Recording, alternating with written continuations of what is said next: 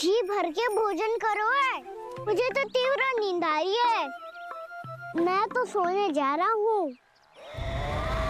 सो जाओ विष्णु अवतार, शीघ्र ही तुम्हें ऐसी नींद में सुला दूंगा मैं कि फिर कभी उठ नहीं पाओगे। पर उससे पहले इस बालक को अपने मार्ग से हटाना होगा मुझे।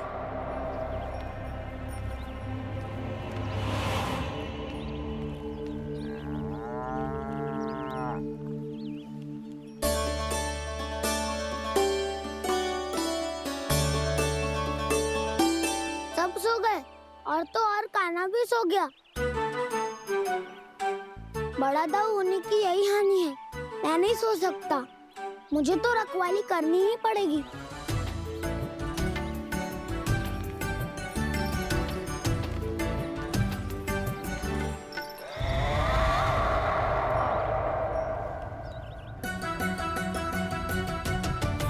दाऊ तो पैरे पर है। यदि ये नहीं सोए तो बच्चासुर का वध कैसे करूंगा मैं?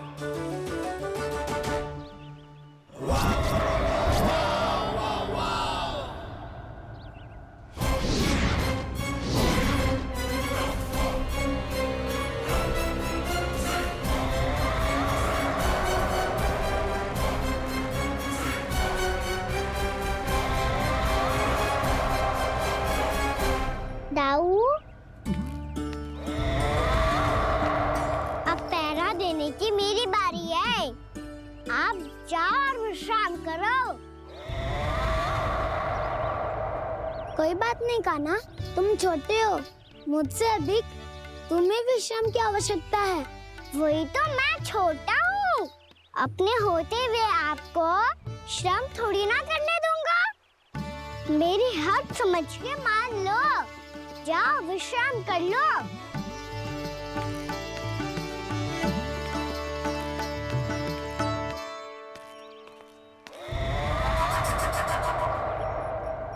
अब आओ बच्चासुर, तुम मुझसे युद्ध के लिए आतुर हो ना? तो मैं भी तत्पर हूँ। चाहे जितनी दृष्टि रख लो विष्णु अवतार, मैंने कहा था ना, इस रूप में तुम मुझे पहचान नहीं पाओगे। आओ, बस थोड़े और निकट आ जाओ, फिर एक ही प्रहार से तुम्हारे प्राण ले लूंगा मैं। ये क्या भूरी? तुम तो कछु खा ही ना रही। अच्छे से खाओ।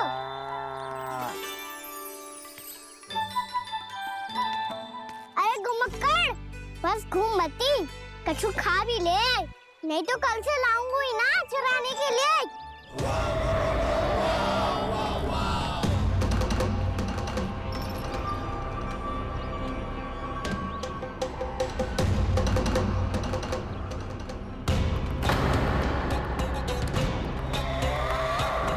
लटखड़ा मुंह क्यों छुपा रहा है? कछु अनुचित करो है या करने वालों है तो बता दे, क्षमा कर दूंगा।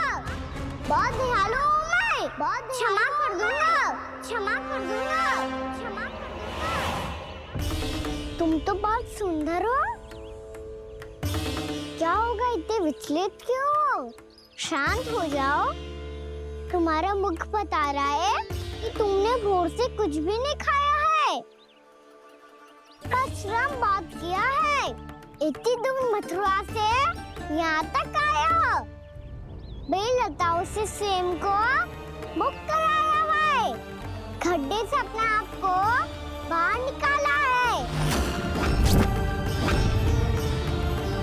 श्रम तो किया है तुमने, है ना बच्चासुर? इसने पहचान लिया मुझे। अब जब आ ही गए हो तो वृंदावन की घास चर रहो। ऐसी मीठी घास तुम्हें मथुरा में भी ना मिली होगी। मामा कंस का राज्य है। महाराज कंस सही थे, केवल मैं ही हूँ जो इसके इतना निकट आ पाया हूँ। अब मुझे इस अवसर का लाभ उठाना होगा।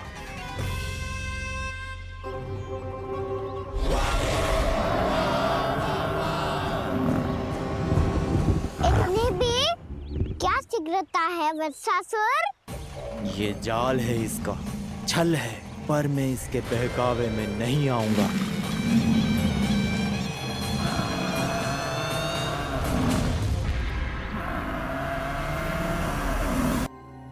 वहां मैंने कछु ऐसा देखो है जिसकी कल्पना करना भी असंभव है। मैंने बहुत विचित्र मानव देखो वहां, जो मानव जैसा भी ना था। जो भी था ना, साधारण जीव तो ना था। पर जसोदा, ऐसो कैसे संभव हो सकता है? क्या बुद्धि लगाई है यशोदा ने। मेरे सामने एक ना चली तो अब गोपियों को अपनी योजना में सम्मिलित कर रही है। आप तो मेरा विश्वास करो मौसी, मैं सच्ची कह रही हूं। उसका तो सर भी विचित्र था।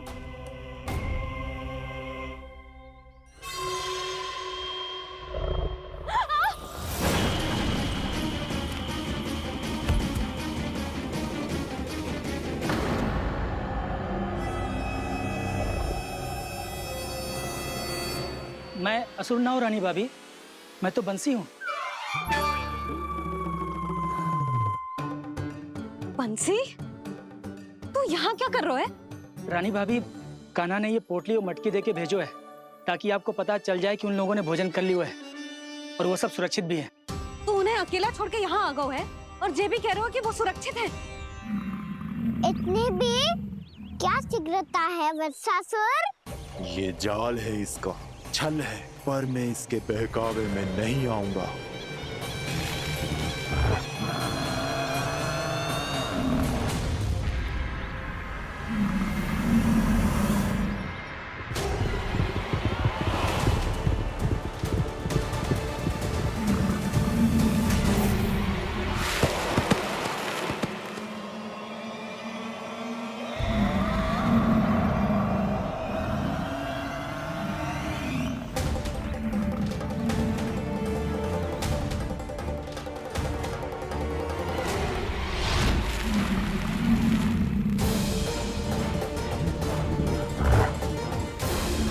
कब तक बच पाएगा तू? और स्वयं बच भी गया तो इन बालकों के प्राणों की रक्षा कैसे करेगा? यदि तू अपनी हार स्वीकार नहीं करेगा तो इन सबको अपने पांव के नीचे कुचल दूंगा मैं।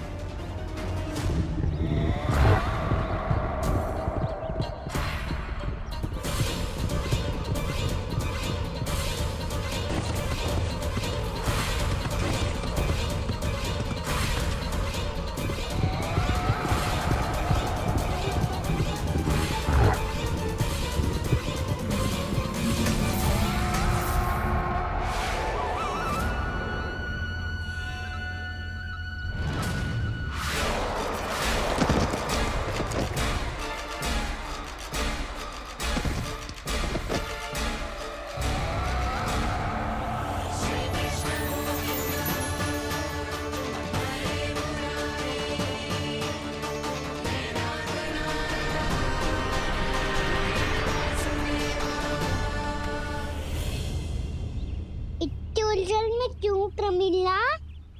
रामीला, पर मैं तो वत्सासुर हूँ। अब हो, पर वट से पहले तो प्रमिला थे। माँ भली असुर। तो फिर मैं वत्सासुर कैसे बना प्रभु? एक बार तुम वहाँ ऋषि वशिष्ठ के आश्रम गए थे। यक्षों, गंधर्वों और देवताओं तक को पराजित करके जिसने अपने अधीन कर लिया, वो मुरुपुत्र प्रमिलासुर आपके द्वार पर खड़ा है। महर्षि वशिष्ठ स्वागत नहीं करेंगे। द्वार पर खड़ा व्यक्ति देवता या असुर नहीं होता है प्रमिला, वो तो बस एक अतिथि होता है और अतिथियों का स्वागत करना हमारी परंपरा है। आओ। पर वो नहीं जानते थे। अभिमान तुम्हारे विवेक को निकल चुका था। आपने हमारा स्वागत तो कर लिया महर्षि, परंतु यहाँ तो हमारे बैठने के लिए उचित स्थान तक नहीं है। हे माता नंदिनी, असुर राज के लिए आसन की व्यवस्था कीजिए।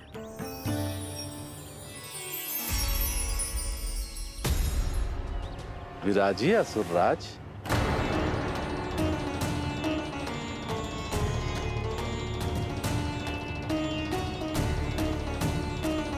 अब जब आपने मुझे बैठने के लिए कहा ही है तो भोजन की व्यवस्था तो होनी ही चाहिए। अतिथि तो ईश्वर स्वरूप होते हैं प्रमिला, और उनकी इच्छा पूरी करना हमारा कर्तव्य है। हे माता नंदिनी, मेरी विनती स्वीकार करें।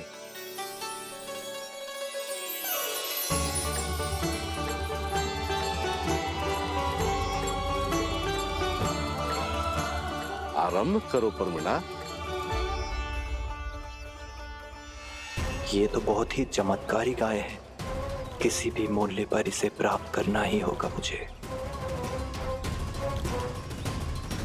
फिर तुमने ऋषि वशिष्ठ से नंदिनी को पाने की योजना बनाई और कुछ ही दिन के बाद ब्राह्मण का रूप लेकर उनके आश्रम पहुंच गए।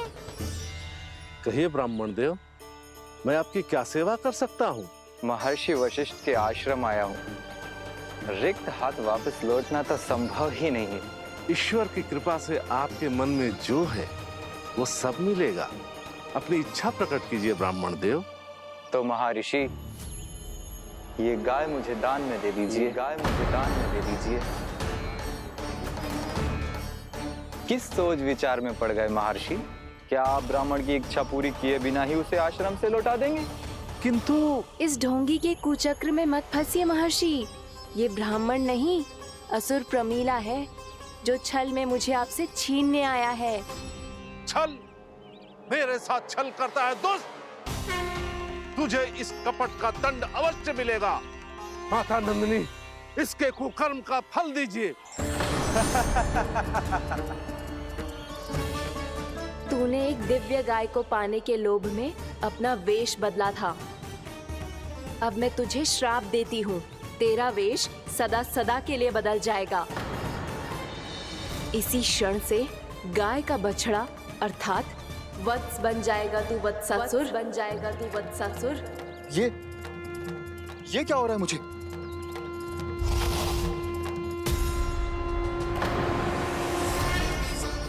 मेरा स्वरूप? हाँ। मुझे क्षमा करें मां नंदिनी, अपना श्राप वापस ले लीजिए। महर्षि, मेरी रक्षा करें। महानंदिनी, मुझे क्षमा कर दीजिए। भूल हो जाने के बाद उसे सुधारने का एक अवसर तो सभी को मिलना चाहिए माँ। इसे क्षमा कर दीजिए माँ, इसे अपनी भूल का पश्चाताप है। आपसे अधिक और कौन जानता है महर्षि, दिया हुआ श्राप वापस नहीं लिया जा सकता। पर मैं तुम्हें वरदान देती हूँ, तुम्हें वत्सासुर के रूप में केवल द्वापर युग तक रहना होगा। उसके बाद स्वयं प्रभु श्री विष्णु के अवतार तुम्हें मुक्ति प्रदान करेंगे।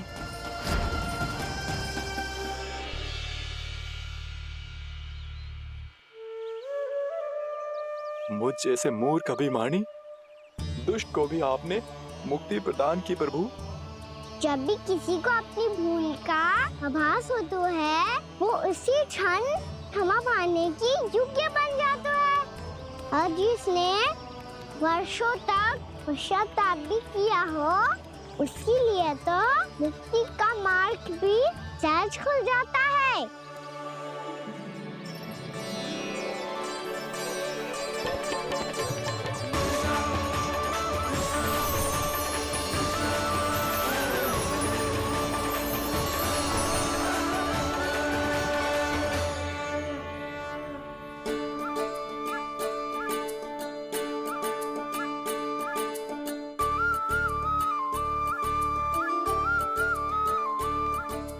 यशोदा,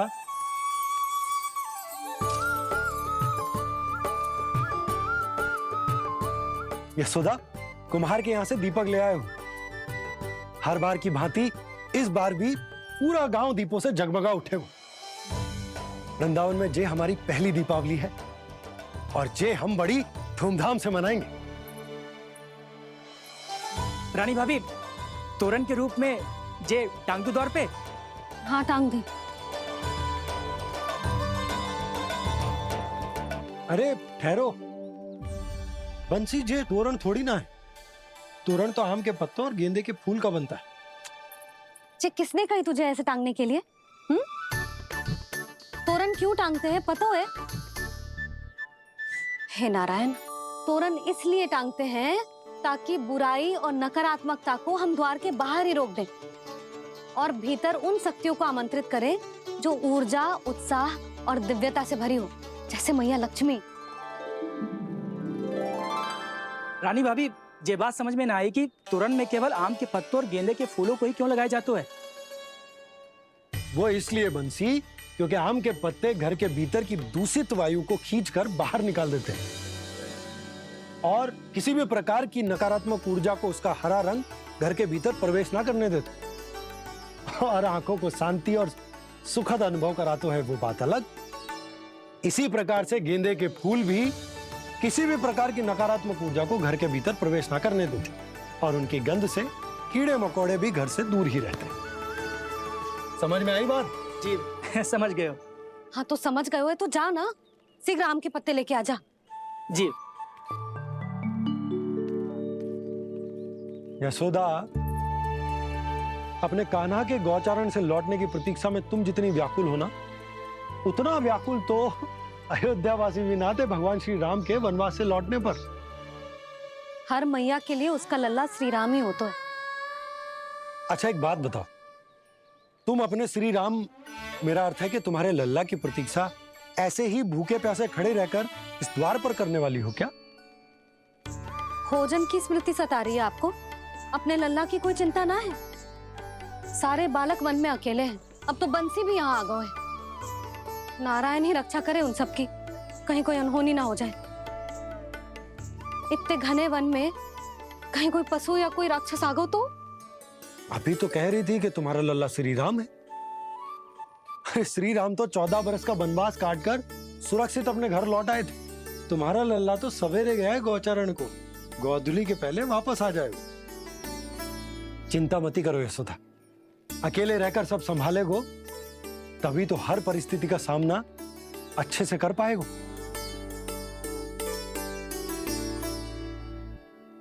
कान्हा,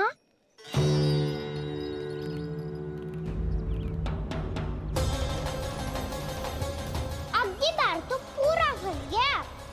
अब इस स्थिति को कैसे संभालूं? ये कैसे हो? ये वच तो हमारो ना है। ये वच तो है ही ना। ये तो एक बहुत भयानक राक्षस लग रहा है। राक्षस? सच्ची बता कान्हा, जे तूने तो ना कियो? ठहर जा कान्हा, हम घर लौट जाएंगे। अब पहरा देने की मेरी बारी है। आप जाओ और विश्राम करो।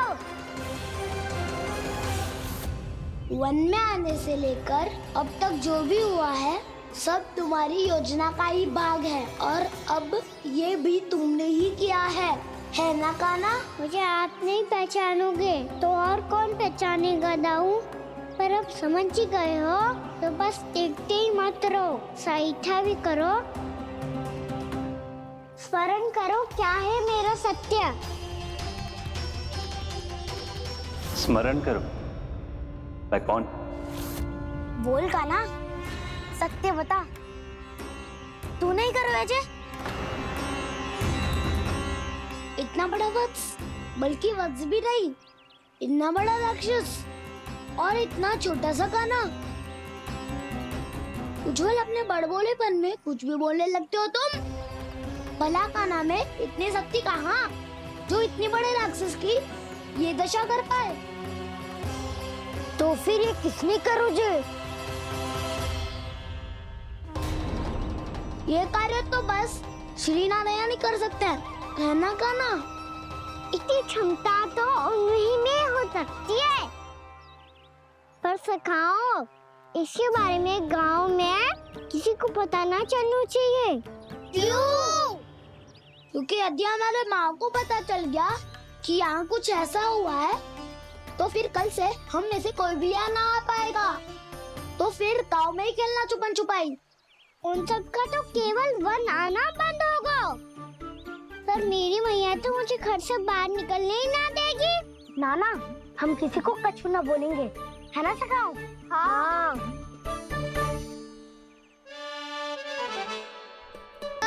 या पशु ने हम पर फिर से आक्रमण कर दिया तो कान्हा है ना।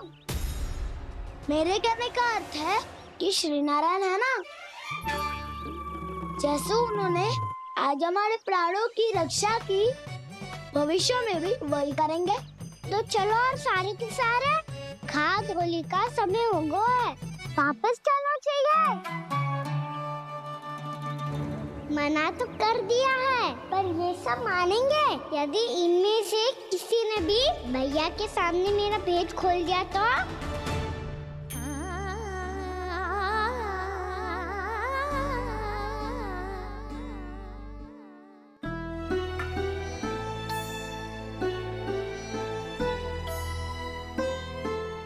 यशोदा, आओ कछु खा लो। मैं अब और प्रतीक्षा ना कर सकती, मैं जा रही हूँ। भूखी जाओगी? हाँ। और जब कान्हा पूछेगो कि मैया आपने भोजन कियो कि ना, तो क्या कहोगी? जब उसे पता चलेगो कि उसकी प्यारी मैया उसके बिना भोजन ही ना करती, तो वो स्वयं भी भोजन ना करेगो, पूरे दिन भूखा रहेगो। यही चाहती हो तुम? कान्हा के लिए भोजन कर लो, फिर मैं स्वयं लेकर चलूंगा तुम्हें कान्हा के पास।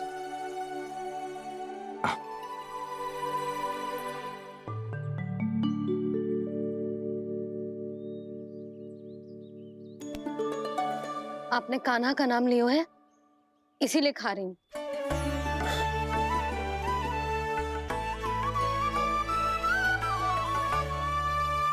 तो जय कृष्ण के नाम को। जय बात। और जय वाला यशोदा, नीलमणि के नाम का। अरे नीलमणि के नाम का मान ना रखोगी तो उसे लगेगा कि ये कृष्ण कान्हा जैसे नए नाम आ जाने से उसका पुराना नाम फीका पड़ गो। स्मरण है ना तुम्हें कि कान्हा के नामकरण से पहले नीलमणि नाम ने हमारा कितना साथ दिया।